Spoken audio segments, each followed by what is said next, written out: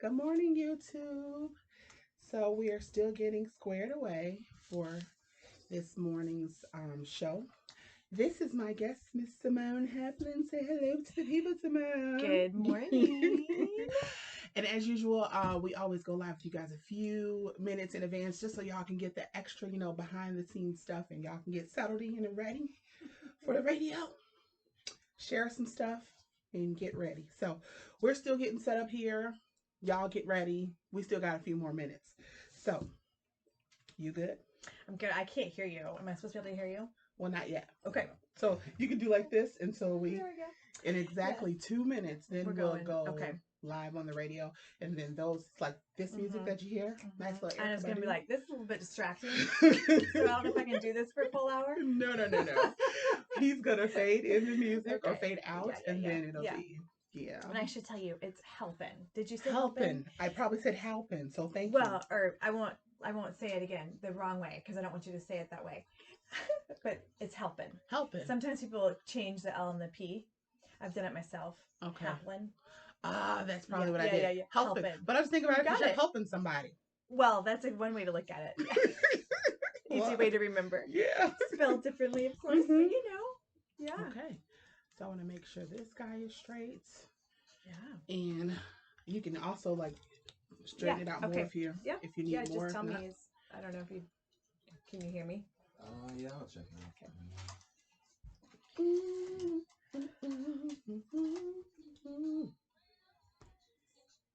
I like the laid back mellow. Mm-hmm. All right, Evian, I'm feeling it. All right, it's 11:30. You can put both of them on. He's gonna fade in, and we'll be good to go. All right, you ready?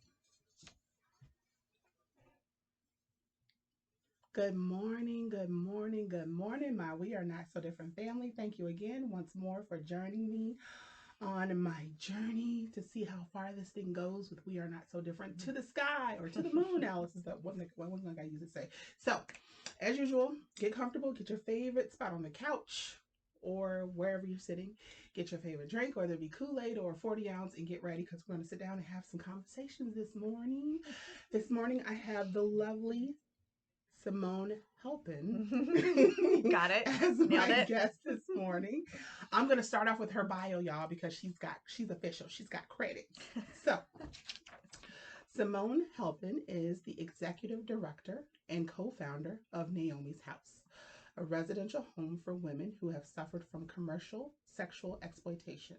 She has served on the staff of the Moody Church since 2010, and she is a 2008 graduate of Moody Theological Seminary, MS in Biblical Studies. Simone and her husband, Anthony, reside in Wheaton with their 4 children. Now, that is a lot, even that little piece, and that does not do justice to all the stuff that you have going on. I'm 100% sure, but that's a lot. So this month is National Slavery and Human Trafficking Awareness Month. That's right. And I thought, how fitting would it be to come in and have someone who's in the trenches and fully like experienced in like the seedy underbelly of the situation to come in and talk to, because quite honestly, I am, to my own shame, so naive and so uninformed about the subject. And I can only imagine the countless others that are in my current position. So I'm determined to switch that off and turn the light on, and let's bring some awareness to the subject. Thank you. But before we jump into all that, I have to start you off the same way I start the rest of my guests. So, first question, Simone.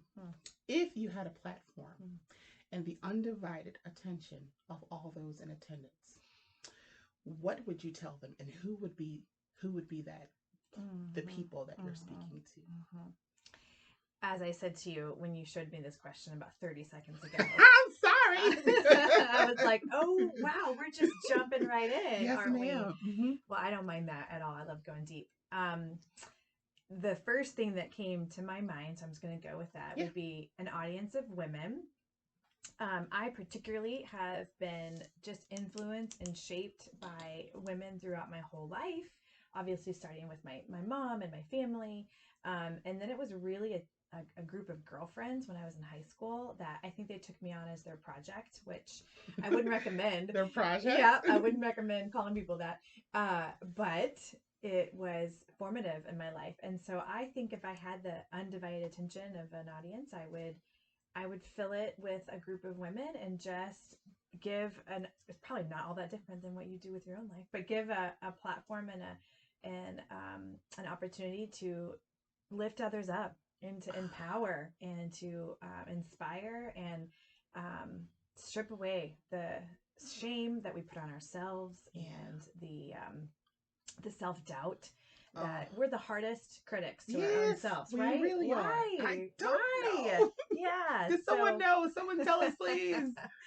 I don't know. Maybe it's our culture. Maybe it's just our own sin nature. I don't know what it is. But yeah, so I would think I would just put together a group of women and say, you know, we're better together. Yes. Right? Yes. Yeah. So I think that's the direction I would take it. Awesome. Yeah. You know, it's so true. Like what you said, even though like it was just 5 seconds ago, like absolutely triggered me.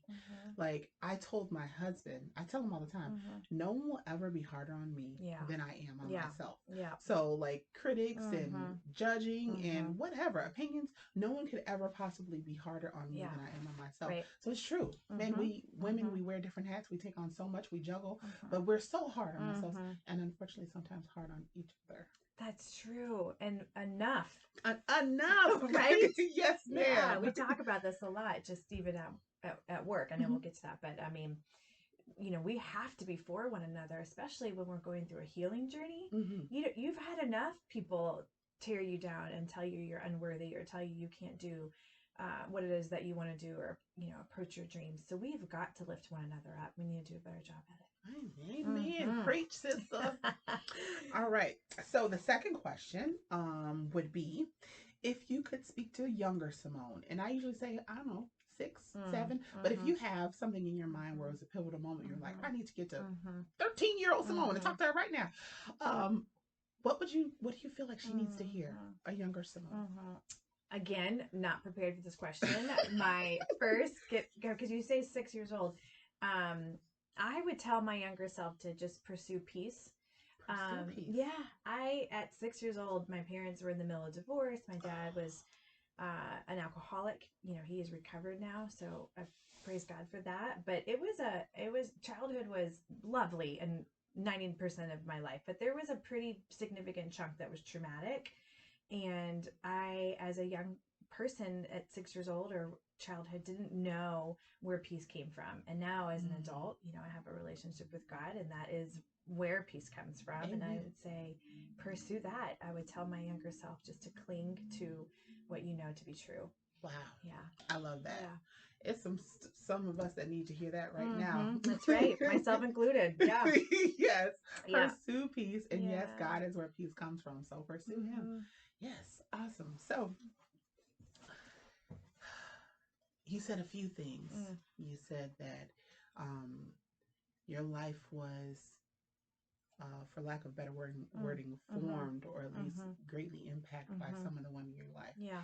And because of what you do, which is what we're going to jump into in just a few minutes, it's apparent that you have a calling on your life to touch women, to impact women, to journey with women. You have a calling on your life for women. So when do you think that clicked? Like, was it something that you realized in your youth? So when did you realize that you had the calling, and when do you think you finally started walking in it? Because those are two very different things. That is true. I don't think I knew I had a calling on this role and my what I do now with women until you just said it a few minutes ago. No, like, no. I would never say it quite so eloquently as you just did in terms of this is my calling. I think as I said, I was heavily influenced by women growing up, and when I started walking with Jesus in high school, it was through friendships. It was through girlfriends who just loved me for who I was and influenced me in that way. And that was when that's when I came alive. That's when I started to feel more confident in who I was and desired to live out the purpose that I felt like God had given me. And so it wasn't, I woke up one day and knew this is my journey. This is my life. This is what I should be doing. It's just a day by day walk in obedience, and what's in front of me, or what was in front of me, and even today, to just walk in that obedience and trust that there's a purpose in it, and trust that God is leading the way. I feel like that is that my testimony looking back the last 20 years, just seeing how God has taken me one step at a time, and it's led to what I do now. It certainly wasn't something that I thought of on my own one just random morning. It's been a journey. It's been a kind of a one day at a time process, one foot in front of the other. Wow. So about the journey. Okay. So I know this is going to sound really crazy, but how did you get here? Like, do you ever wake up and be like, yes? She's like, don't even ask. I know. Yes. Like, and what is that like? Like, you wake up and like, this is my life. Like, this is. Yeah. It's a lot. It's a big piece of what got me to where I am today and what I do for a living was grad school.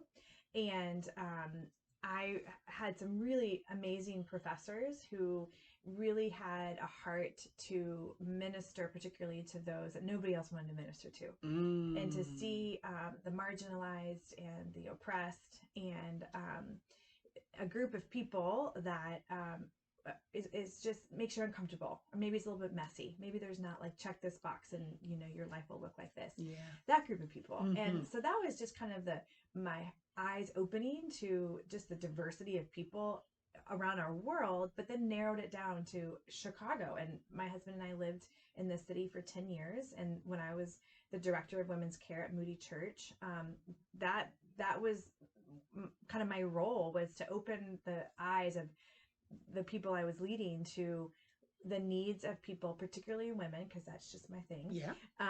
Right in the city of Chicago. And so that led to street outreach. And I took women with me from Moody Church, where we would go and minister to women who were caught in prostitution on the streets of Chicago. And we partnered with another ministry who still to this day goes every single Friday night. This is their heartbeat, their lane in the realm of human trafficking is Friday night street outreach. And so they've been doing it for years, and they've trained hundreds of people on this issue, myself included. So I love to just give a shout out to the Rose of Sharon women, because they're the ones who taught me a lot and helped me kind of lay a foundation for what was next for me and my calling. And so learning about the issue in the city, holding the hands of women who were caught in prostitution, looking them in the eye and seeing, you are a woman who is being controlled by somebody else with no say in her life, and wanting to just desperately help instill dignity back into her and give her voice back. So that was my introduction to it. And I think what was so eye-opening to me was that this life of human trafficking, a world of women controlled by pimps, was on the same streets that I lived on. Oh, wow. The same streets that I drove my kids to school and went to the grocery store and went to church. Yeah. And then at nighttime, midnight, 1 a.m., 2 a.m., when I would say most of the city is in bed and sleeping and safe, there's a whole nother world that came out and came alive. Wow. And I was oblivious to it until I started doing outreach, and it shook me to the core. I can imagine. You said, like, this is my home. This is where I live. These are our people. Yeah. These are our sisters. Yeah. Wow. This is not okay. Right. And you said you did that for 10 years? No, I did street outreach for a number of years, probably 3 or 4. Somewhere in there, I had a baby. He's somewhere in there. Somewhere I had a baby. My third, who's with me today. Okay. You met him. Wobble around on the streets with him in my belly. Wow. Yeah. Oh, yeah. Prostitution doesn't stop just because I get pregnant, right? Amen. So, I know, but it's like, I can just see, like, okay, because for the people viewing, you can't see. And for you two, you get to see. But, like, she's this petite little lady. And I can just imagine you wobbling around at, like, 6 months pregnant. Man. Like, Yeah, it drew some attention. People always ask if I felt unsafe or the group of women who did this, if we ever. I'm That like, was my no. next question. It was very clear what we were doing. I mean, we pulled up in a church van. You know what I mean? That said On assignment. on assignment. Amen. And so that actually rendered some respect. I think people just kind of stopped and like, here come the church ladies. And that's what it was. And so there was no threat. We were not coming to, I love it. yeah, kidnap anyone or rescue anyone. Like none of that happened. It was all about just looking women in the eyes and saying, we see you. God loves you. Here's a small bag of toiletries, or sometimes it was a rose, just to give her something that showed her that she was cared for and loved. Oh, and we'd offer prayer. And anytime we had an opportunity to have that conversation with her, whether it was 30 seconds or 3 minutes, we took it seriously and knew that could be the most dignified conversation she would have for the entire day. Wow. Yeah. So anyway, it was not scary. I would just be tired because I'm not a night owl. Yeah. Wow. Yeah. And you said it was Rose of Sharon. Yes. We're still. Yeah. It's a church in Humboldt Park, a New Life Covenant Community Church. Oh wow. Yeah. I love that. God bless that ministry. Yes. Oh my goodness. Amen. So yeah, that's part of the process, man. Okay, so you have the ladies, like, I don't want to say grooming you, but like preparing you and helping you grow and stretch teaching you. me. Yeah. Wow. That's right. And then that led straight into. Well, it led into this, fresh out of grad school, thinking I had all the answers type of ambition that said, well, this is not okay, and what are we going to do about it? Which on one hand is great, but on the other hand is a little arrogant and naive. Okay. Thinking that I would personally be able to end this. Yeah, right. Yeah. So I have been humbled since then to have learned that that's not how it works. It's just like I said earlier, take this step of obedience that's right in front of you. I was really inspired by Nehemiah, the story of Nehemiah and his role in helping restore his city of Jerusalem and what he did as a cupbearer. I'm sure you remember the story, but as a cupbearer and approaching the king saying, can I leave what I'm doing and go and help restore the city of Jerusalem? And he fasted and he prayed. It's kind of what he's known for. And I just felt like that was a good model to bring before the Lord. Like, I just want to fast and pray for years, really, is what it was. And it wasn't me single-handedly. There was a group of us who did this and just asked God, what is next? How do women get into this? What happens to them while they're in this life? And how do they get out? Where are they going if they're lucky enough to get out of this life? And over the course of probably 2 years, that led to feeling like God had put it on my heart to open a residential home, what we're doing today, a home where women can come and stay and live for up to 15 months and completely start a new life after coming out of sex trafficking. Wow. So it was a journey. It was 2012 was my first outreach experience, or 2011, right around there. And then we opened Naomi's House in 2016. So it was several years. But still, wow. And it's funny because now that you're putting it out there, like, I can literally see like this gradual incline, and it's like leading up to, wow. So you feel as though through the years of process, God has put it on your heart to open up this home, Naomi's House. That's right. Okay, so now you have this answer, you have this call, you have this mandate from heaven. What do you do with it? Oh, I don't know. She's like, pray and fast some more. Yeah. Do you mean like now that Naomi's House is open and operating? Where are we? Like, or when you had that, when you were sure that was what God had said. Oh, yes. Okay, I see what you're saying. I gathered people. I knew that I knew nothing. Okay. But I also knew that something had to be done. And so I just sought out people who were already doing what I felt God had put in my heart. I traveled with a team of people to other residential programs throughout the country to see it firsthand. We didn't make this idea up, but we knew that it didn't exist in Chicago. Okay. So I learned. I just delved into what it would look like to open a home. How do you fund something like this? Yeah. What type of programming do we need? What does a survivor of sex trafficking need? So I talked to survivors. I learned from anybody and everybody who was doing something in this field. And I just threw myself into learning and researching and being open to what it would look like. And it just came together. I mean, in God's favor and, you know, his desire to help women beyond anything that I could even dream up of. It came together over the course of 4 years. Wow. Look at that. Look at that. So Naomi's house now, do you ever wake up and be like, what am I doing? Yes. Yeah, I do. Yeah. Often, for a number of reasons.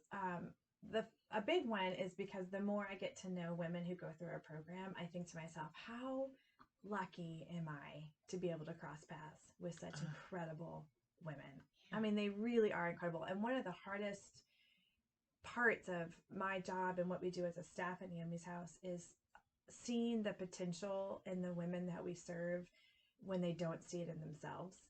And that's hard because you know, I can see that clearly God's hand is on this woman, and she has so many gifts and so many talents and dreams that she hasn't even allowed herself to dream because of what she's been through.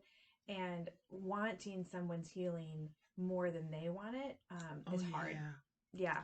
I mean, that happens not just in a situation like mine, and just in life, right? Period. Yeah, with our kids or with people we go to. Friends, family. Yeah, right, exactly. And so that's just a hard part of what we do when it comes to like a restorative type of ministry.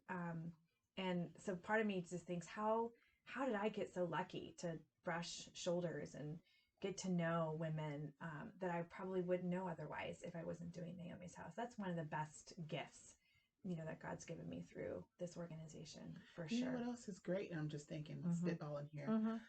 You have such this, I don't even know the word, this huge, like unmeasurable opportunity to impact so many people. So say you have the chance to touch one life, and then that life touches another, and that life touches another. Oh, we see it. It's a ripple effect, no question. And it's I'm almost getting a little emotional. Go, girl. That's a lot. That's a lot. Like you will never, you personally will never know the width, the measure of which, how many people you were able to touch because of one person. But think, you're doing it for so many people. Such a Well, let me be clear that we have a staff that's incredible. This is not me interacting with women the way we're describing. I mean, we have a team of about 15 of us, of the most incredible staff you'll ever meet. And that's what's so neat about the whole thing is, as we serve one another, as our staff serves our residents, and as our residents teach our staff, we're all better because of it. I say it all the time. When a woman has gone through a healing journey, everyone is better because of it. You know what I mean? And so it's just a really beautiful, collective, impactful opportunity between the staff, between the residents, and the ripple effect that we're talking about. They have children, they have mothers, they have family, and everyone is experiencing a level of healing when our women go through this, through our program and through their own healing journey. It's powerful. I'm positive the testimonies that you must have heard and been a part of are like, whew, mercy. Yeah, it's like a piece of manna from heaven. Like, that's all I need for today. Thank you, Jesus. That was perfect. Yeah, that is satisfying in every sense of the way. Wow. Yeah. Wow. Yeah. So I went on your website, of course, and I'm reading around them. And some of the stats, and I think we talked about a little about when we talked on the phone, some of the stats were so jarring. So www.naomishouse.org. Got it. Go check out the website, even while you're listening to this, and you'll see some of the stats that I'm about to read off. One of them was there are approximately 24,000 women trafficked in Chicagoland per year.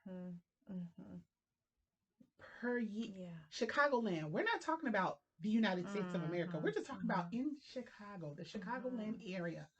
That number is Horrifying. Yeah, it's probably understated as well because it's a very hard thing to track. It's all online, and it's a very difficult thing to wrap your arms around. So that's just the best estimate of a research article that came out years ago. Yeah. My guess is that it's understated and it's much higher than that. I can imagine. I don't want to imagine, but I can. And then there's another one about the 30 safe beds being available in Illinois, and I was like, man, why is that number so huge? Why is there such a 24,000 to 30 gap? And but I was it made me angry. I was like, why? Why? And I know you talked a little bit about because of the fact that what you do is so specific, but still, I'm like.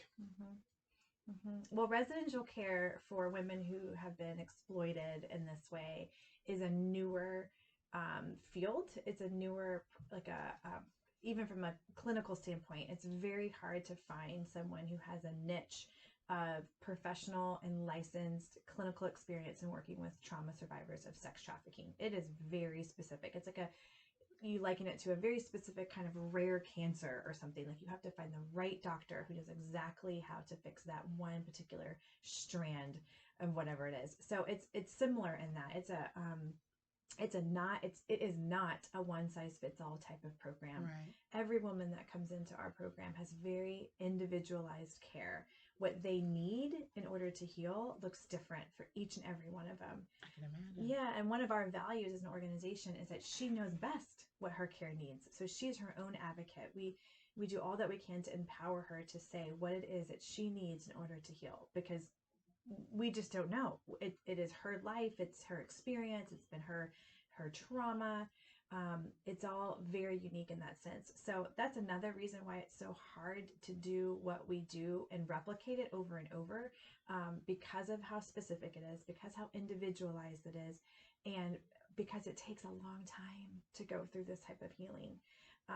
And so, we're brainstorming even as an organization of how can we reach more women without going as specific or as deep as what it is that we're doing. And we have some ideas, what I mean? God's given us insight, and we're learning a lot about how we could reach more women in a more efficient way or a more cost-effective way. So we're looking into that for sure. But we're so committed to our vision of any woman who's been sexually exploited deserving a new start.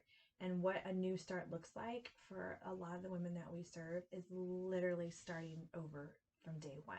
Oh, from like scratch. From scratch. And that's expensive. And that's why it's hard to replicate what we do to reach all 24,000 women. I mean, like I said, we're praying for more ways to do that. But what we do is so specific and so time intensive and expensive for each woman that it's hard to just pop up Naomi's houses everywhere. Yeah. Because of the way we do it. So that is your heart to do like multiple Well, our heart is to be able to give every woman who's been sexually exploited a new start. Okay. Now, how we do that, I think, is going to look different. Our top tier and our greatest programming will always come from residential programming. That's the best way to help women. But there are some other creative ways that don't maybe cost as much, but can reach more women. Something like what we call an offsite day program. It's like an 8 to 5 program. What we do now with our women, but it'd be for women who maybe have a safe place to live, or they could partner with another residential program, but that doesn't offer this specific type of programming that we do. So they could stay somewhere else, but they could come to our day program Monday through Friday, 9 to 5. So those are the types of things that we're working on. We're researching, praying through, looking to launch maybe sometime in the next year or two. Then we could reach 50 women in a year, and then we could multiply that and have multiple sites, and then we could have hundreds of women in 1 year. Do it, Lord. I know it. That's right. Yeah. That's right. So you said that it was expensive. I know I made the assumption because when I went on the website and I saw Moody this, Moody that, Moody, I'm like, oh, they straight. Yeah, let's clarify this. Let's go ahead and clarify this. Yeah, go ahead. Yes, let's clarify. You are completely responsible. Like Naomi is an entity. Naomi's house is an entity. Yeah. Moody's not bankrolling this. Yes. Well, to be clear, we are a ministry of the Moody Church. So when I was on staff as the director of women's care, approached leadership of Moody and said, this is what I feel like we should do as a church to respond to the issue of trafficking. They said yes. So I am so grateful that they took a risk and said yes to what it is that we're doing now. They also said, we cannot fund it. We are a church and we have our own operating budget, and it's a large one, but it's a big church. So you'll have to fundraise in order to run the program. And so that was kind of the agreement. And when they said back to me, you have to fund it, and I said yes, having no idea what I was saying yes to. So we all just went into it. I would like to call it with faith, but really it was maybe a little bit of naivety. It's okay. Just jumped off a cliff. So Moody supports us financially with a one-time gift once a year, which is so generous. We're very thankful for. It's a very small percentage of our overall operating budget, which is close to $700,000 a year. Yeah, it's a lot. And they also do all of our back office payroll and help us with our finances. They manage our finances so that they process all our donations. So they are involved. I don't want to minimize their involvement. Sure. But for the most part, yes, they give about $10,000 a year where we have a $700,000 budget. Yeah. So grateful for their. I was going to say thank God for that. That's right. Yes. That's right. Yes. Yeah, but thank you for clarifying. We do raise all our own funds. Yes. Y'all hear that? Now I know there's a spot on the website and there's like, how do we help? And that's my big thing. I wanted to wait to the end so that would be fresh on people's mind. But since we're talking about it, how can people help? Like, I know there's a spot on the website where it's like volunteer. And that sounds like something that's right up my alley. Okay, we'll talk. But there's a spot where it's like volunteer. There's a spot where it's like donate. How do people get involved? Well, going to the website is a great first step. We have two types of volunteers: a program volunteer and an advocate volunteer. Program volunteers are people who have the time to go deep with our women, so they'll show up, once a week or maybe once a month, but they're in it for the long haul because inconsistent people in the lives of our residents is what they've experienced for too long. And so we're looking for consistency, and those program volunteers a lot of times turn into just mentors. Just natural organic relationships come from that because they're with our women regularly. So it does take a person who has a certain type of bend, who can make that time commitment, and then offer some sort of life skill. So anything from gardening to cooking to certain types of exercise. And there's so many different things, so many different life skills that we teach our women. And also clinical therapists are welcome to volunteer in this role as well as a program volunteer, like art therapy and different types of therapies. So we just love our program volunteers because they go deep and they're committed and they're in it for the long haul. We also need drivers, which I always say I should come up with a new name for that, but it's really what it is. Okay. You're a driver. Yeah. And it's a neat role because you get to drive our women to different appointments in school and work. And because we have so many women going in so many different directions, just picture a large family. And none of them drive while they're in our program. Oh, is that purposely? That's purposeful. Okay. We need drivers to help with that. So it's not a program volunteer per se because anyone can do it. But it's sometimes I feel like it doesn't feel very glamorous, but it's a very special role. Yes. And then you get to drive the same woman kind of consistently, so you get to meet her or get to know her. And the advocate volunteer is someone who says, I'll host a shower for the tangible needs of Naomi's house, or I'll gather people and help advocate on behalf of what the problem is and what Naomi's house is doing to solve it. Those are the people who just love to network and get the word out and introduce us to their church or to their work environment or whatever it is. So those are the kind of the different types of volunteers that we have. Yes. Yeah. I hope you guys heard and were writing down notes. And if not, then go to www.naomishouse.org and check it out for yourself. Yeah, thank you. So the drivers, that was very intriguing to me because I was like, anyone can drive, That's right? There's no CDL necessary. You just pop up. Are we driving our own vehicles? You're driving your own vehicle. You're driving your own vehicle. Yes. And then you come in and say, hey, Trisha needs a ride to so-and-so. And then you run her over there and come back. That's right. Yeah. It's fun. I mean, I have friends who volunteer in this role, people that I've just gotten to know. They're friends of mine. And one friend comes to mind every Tuesday, Thursday. She picks up one of our girls from work and drives her to, picks her up from school and drives her to work. It's like a 45-minute commitment every Tuesday, Thursday, and the two of them have become really good friends. It's a really sweet relationship. I have friends, so don't judge me. I have termed my own condition. I have named it musical Tourette's because every once in a while I will blurt out a song. It doesn't matter where I am or who I'm with. If something comes to mind, I'm singing, right? So, and now I think it's contagious because I have friends that do it as well. Yes, I like it. So listen, you drive, and of course you're going to turn on the radio, listen to something. Now y'all both sharing a nice little case of musical Tourette's. Yeah. But yeah, that sounds cool. That sounds easy. Like, got time to it, right?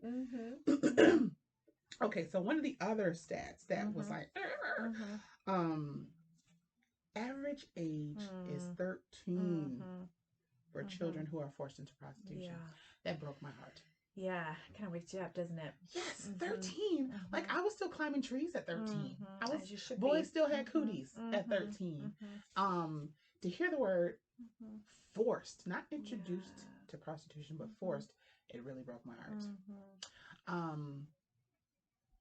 Can I ask, and if I can't, then just shoot me a look and I'll know.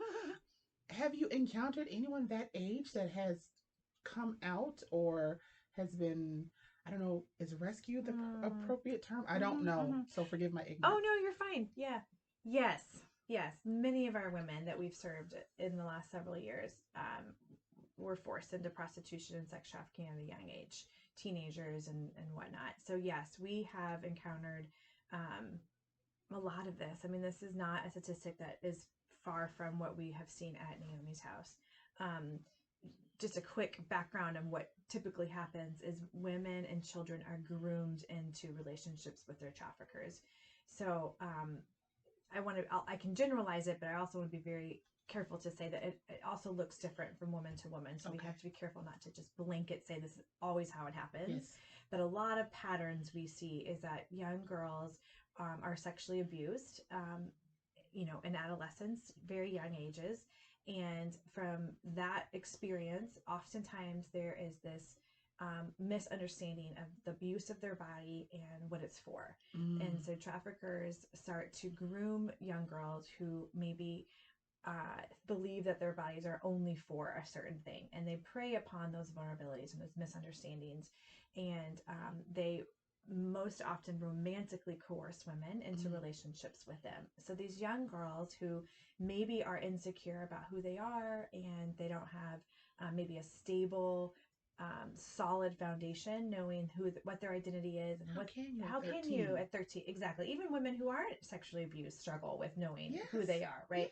So then you add into the fact that they experience a traumatic event at a young age, stunts brain development. I mean, there's so many scientific things that go into what happens to women who are trafficked. She's groomed by a trafficker. He romantically coerces her into a relationship, and she honestly believes that he loves her and that he's going to care for her. He meets so many of her tangible needs. And then depending upon the relationship, it eventually turns violent, and he forces her to sell her body, make appointments with buyers who are buying sex, who often think they're just buying 30 minutes of an appointment with a woman, and they have no idea that she's being forced to do this. It's a whole nother conversation. And that is where the relationship is formed. So there's things called trauma bonds, where she still believes that he loves her, and she has to do this to please him in order to keep the relationship, because she's desperately wanting to be loved by him. So she does this because she thinks, if I don't, all the threats that he constantly gives her would come true. She's oftentimes just severely beaten if she tries to push back. We've seen traffickers introduce women to substances. So now she has a substance abuse issue because that's a way of him controlling her through her need of substances because of the addiction.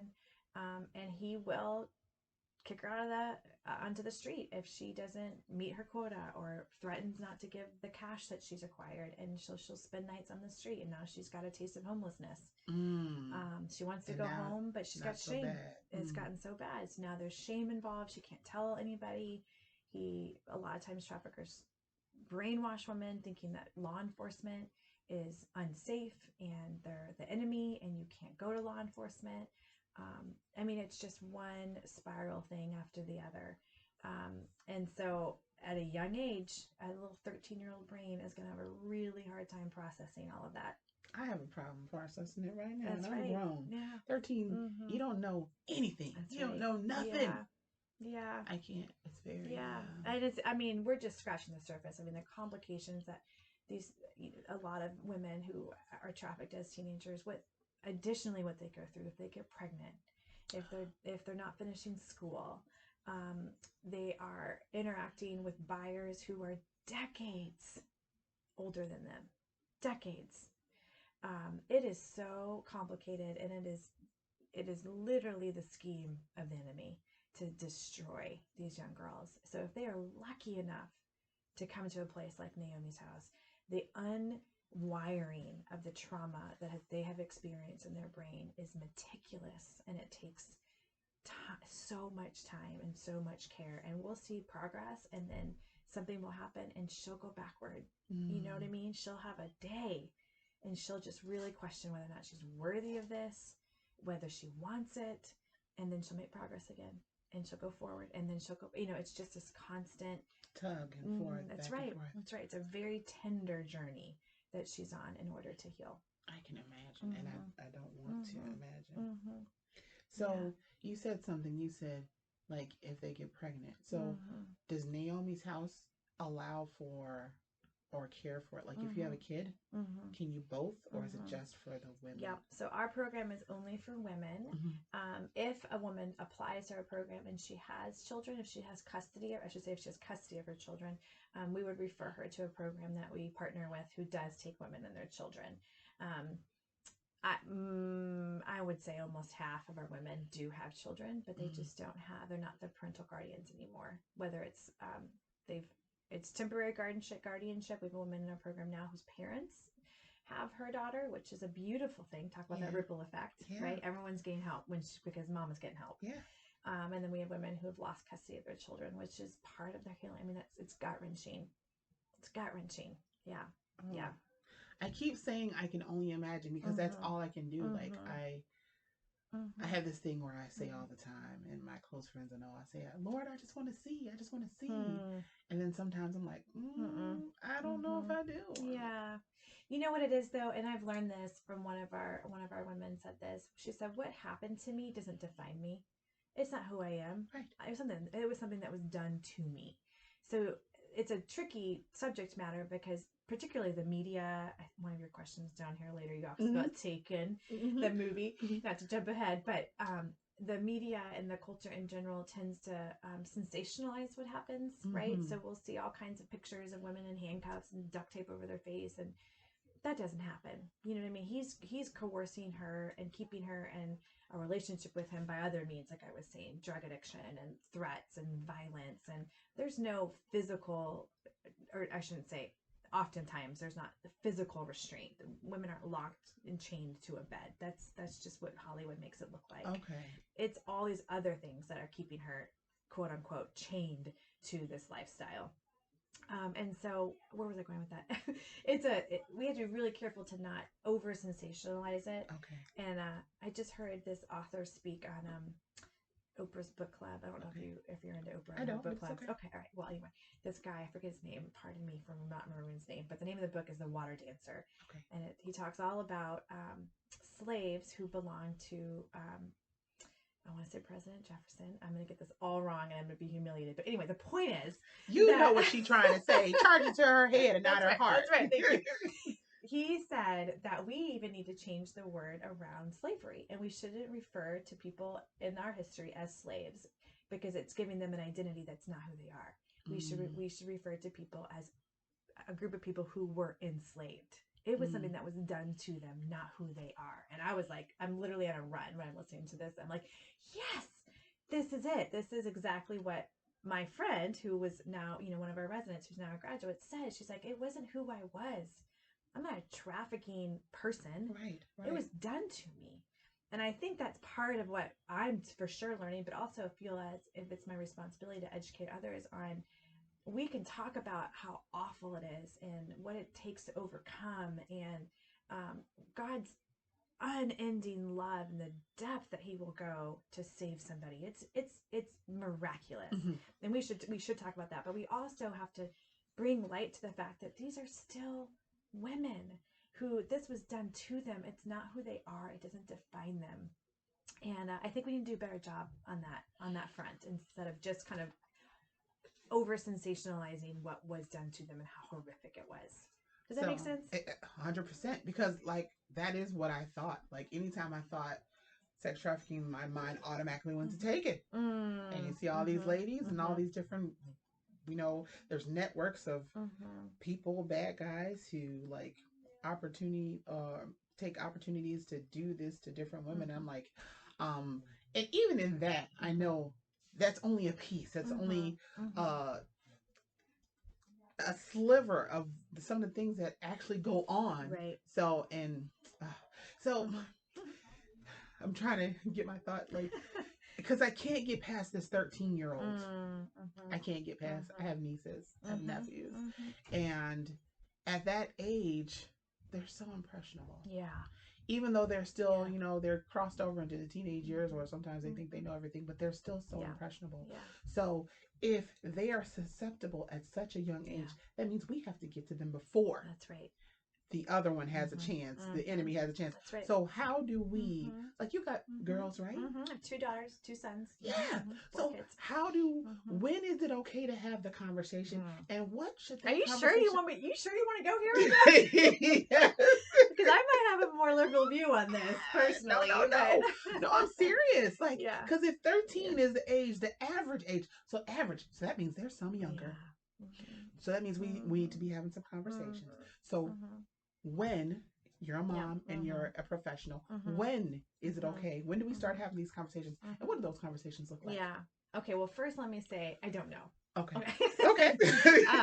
I can tell you what my husband and I do and how we have approached this, but I can't tell you this is the right way. I just know this makes sense to us, and this is what, based on the information we have and what we've learned, as professionals, as you said, we have just erred on the side to create a culture within our own home that we talk about sex. We talk about God's purpose for it. We talk about why it's beautiful, and we talk about how the enemy has also seeks out to destroy it. Yep. And so clearly age appropriate. I have a 10-year span between my oldest and my youngest. So my daughter's 12. My oldest daughter's 12. My youngest daughter's 2. And 2 boys in between. So obviously those conversations look different based on brain development and what they can process, what they're going to say to their friends, all those types of things. So we're very mindful of that. But we're also trying really hard to create a culture where we talk about sex in its beauty and what it's meant for, and how God, what God's intention is for that. Now, it gets complicated, obviously, when you start to... That's all right. Complicated. Yeah. Come on. This is what we're here for. Well, when you fold in all the romantic side to it, and the younger kids, right, it's very just mechanical how it works, and as the kids get older and they start to notice the romantic side to things, those are the conversations that we're having even now, because my daughter's 12, almost 13. My husband Anthony and I, we grew up in homes that with loving parents, and our parents did the best they could. So I just want to say that first. Yeah, certainly. But we did not have these conversations with our parents. No.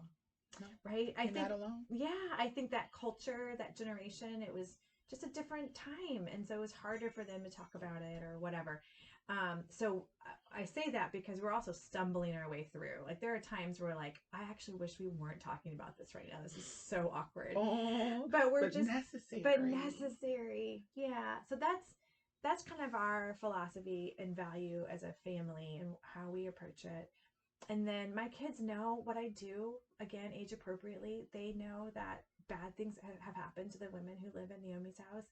But you know what they see? They see the women as women and not, good, a statistic. Good. And they've been there when they've been baptized. We've had a lot of women go, get baptized at their church. They've seen them at work, and they see that they have a dignified job and they earn a fair wage, and so we've invited women into our home, and they've gotten to know them as humans. Good. You know what I mean? I'm glad to hear that. Yeah. So so they're aware to an extent, depending upon the age of the kid, what I do and why it's important. So yeah, okay. I don't know if I answered your question. No, it does. I just I am and 100% advocate for having the conversation. That's why I do what I do. That's what right. We Are Not So Different is all good for about. you. Man, we got to have conversations. We have to do better.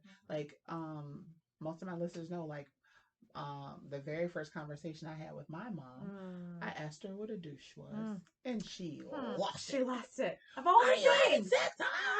Like, she was screaming it, and my mom was not a screamer. Are you having sex? Yeah. And I'm like, because it's scary, dude. I just want to know. Yeah. So I had to find out what a douche was from my uncle. Oh, geez. Yeah. So we never had the sex talk.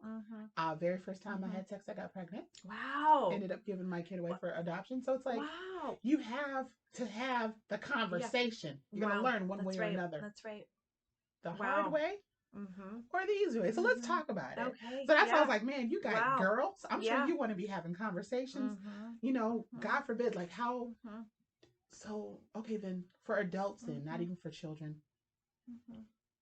How can we, oh God, help me. How can we become more aware? I mean, is it even, I have so many questions, like, is it even up to us to, but if you don't, y'all bear with me, I'm having a conversation in my head. Let's do it. Keep going. If you don't, is it up to us to be aware of what's going, well, yes, it's up to us to be aware of what's going on in our community. If you see something, say something. That's right. Like, on the news, they have all these warnings about, like, if you see, we call them kidnapper vans. That's a van that doesn't have windows. If you see these kidnapper vans, and some of them have locks on the outside, so it does give you the impression that they're snatching people off the streets. So, like, what can we do to be aware? Should we be looking for signs? And if we do say something, who do we speak to? Like, I know I have so many questions. I'm sorry about. No, it's good. It's good. I mean, okay, first of all, when people ask me that question, like, what do we look for? I wish it was as simple as to say, if you see this, this, and this, it's happening.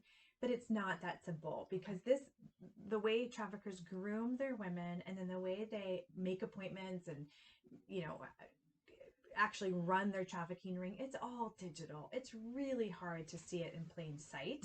It does happen in plain sight. So if you do see something that gives you a check in your spirit, there's an 800 number that you can call. I could look it up for you. But it's this organization called Polaris. It's the Human Trafficking Hotline. And you call it and you open a case. It happened in the community that I live in. There was a woman who was going door to door selling things. And, you know, Facebook moms, you don't mess with Facebook moms.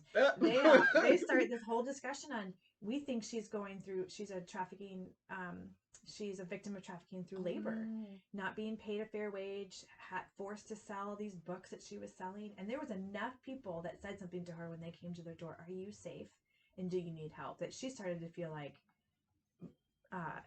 you know, do all of you people talk? Like, she was right. I still don't know what happened to her, whether or not she was a victim or not.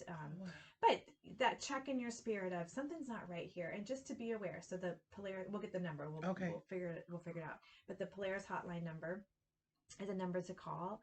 But can I just say that as much as I wish it was a simple look for these three things and it'll be clear that this is what's happening, we need to take a step back and address the over sexualized culture that we live in, and the objectification of women that has in pretty much every situation, every situation that you could think of. We need to stop using the word pimpin' as if it's a adjective that describes something in a positive light. I literally watched I'm kind of a big fan of Jennifer Lopez, and then she just did this movie Hustlers, and she is playing a stripper. And I haven't seen the movie. I won't see the movie, but from what I'm gathering from the interviews that she's been in, it's an empowering position that she's in, because she's the one controlling. And she calls herself, in this interview that I watched, she's the pimp.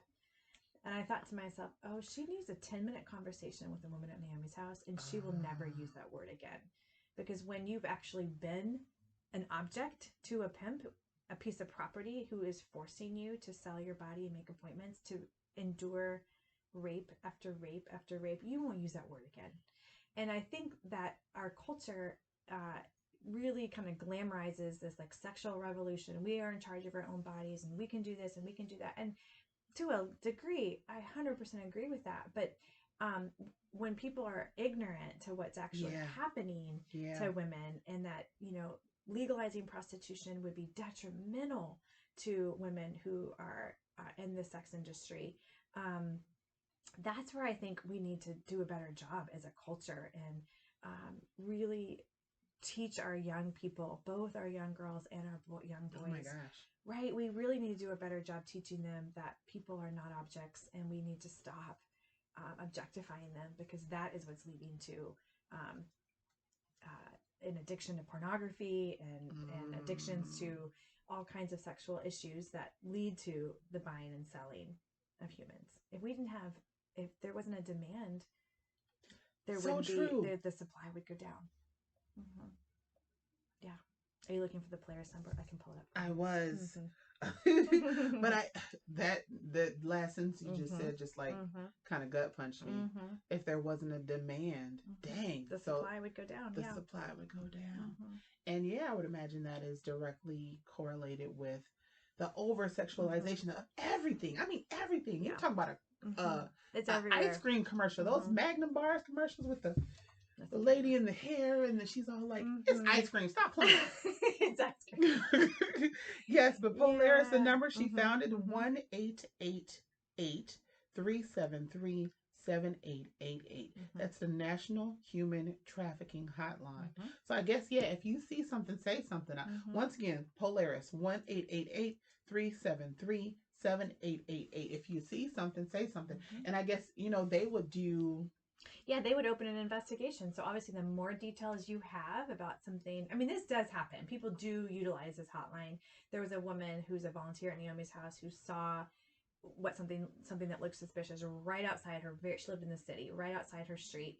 And she called and opened an investigation, and it was investigated. So it does work to call this number. The more details you have, license plates numbers, if you can take pictures, if you can identify the women that you're seeing, if you can identify either the buyers, the traffickers, their buyers are also called Johns, then the more information you have to give to a number, a hotline like this, they'll open an investigation, they'll look into it. Man. Okay, so believe it or not, our time has almost come to an end. I can't but believe it. I know it happens like that. But I really want to address, because you're in this position where the stuff that you deal with is heavy, and the women that work with you, it's heavy. And I know sometimes all you'd like to go home and leave your work behind, you just can't. So how do you do it? You're a mama, you're a daughter, you're I don't know if you have siblings, so you're a sister, you're an auntie, you're still serving at the church. How do you keep your sanity? By the grace of God, I'm sure. How do you keep it all together, and how do you keep from bringing the heaviness? How do you keep from carrying the heaviness? Well, I've been asked that question before. So the way I like to describe it is I feel like I'm getting better at it, but really knowing what you're good at and sticking to that, and drawing boundaries. So this whole idea of how do you balance it all? I don't know that that's biblical. I feel like that, I'd like to be able to say I go home at night and completely turn off Naomi's house and I don't think about it. But that's not what we're called to do. No. I think the Bible says that we carry one another's burdens. I think there's a time where it's important to be able to turn it off and to take time to feed my own soul, because if I'm operating out of a place of emptiness, there's certainly no way I'm going to be able to. You can't pour if you're empty. Yeah, you can't feed other people if you're hungry. Right. So we're very big on that as a staff, to really be self-aware and to monitor our own spiritual health. That's a big thing that we do.